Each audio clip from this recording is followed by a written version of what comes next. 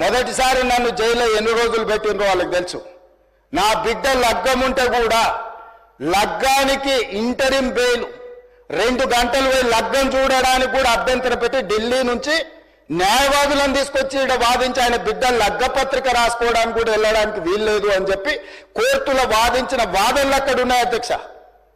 Court నాకు conditional bail ఇచ్చింది అధ్యక్ష. చెర్లపల్లి జైలు నుంచి ఎన్కన్వెన్షన్ ఫంక్షన్ హాల్కి పోయి నా బిడ్డ లగ్గపత్రిక రాసుకొని అక్కడి నుంచి సీదా మళ్ళీ చెర్లపల్లి జైలుకు పోయిన అధ్యక్ష. రాజకీయ కక్ష సాధింపు మీద నాదా?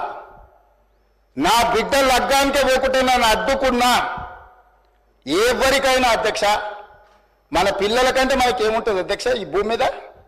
నా బిడ్డ లగ్గానికి లగ్గపత్రిక రాసుకోవడానికి కూడా అడ్డుకుంటే కూడా నేను మిమ్మల్ని ఏమనలే. నేను పార్లమెంట్ సభ్యుడిగా ఉంటే, పార్టీ వర్కింగ్ ప్రెసిడెంట్గా ఉంటే ఎవరో జర్నలిస్టు డ్రోన్ ఎగరేసి వాళ్ళ విలాసవంతమైన బంగ్లాల వివరాలు తీసుకొచ్చి నాకు అందిస్తే వాటిని పత్రికలకు విడుదల చేసిన పాపానికి నన్ను అక్రమ కేసులు పెట్టి అదే చెర్లపల్లి జైల్లో డిటెన్షన్ సెల్లో పెట్టారు అధ్యక్ష.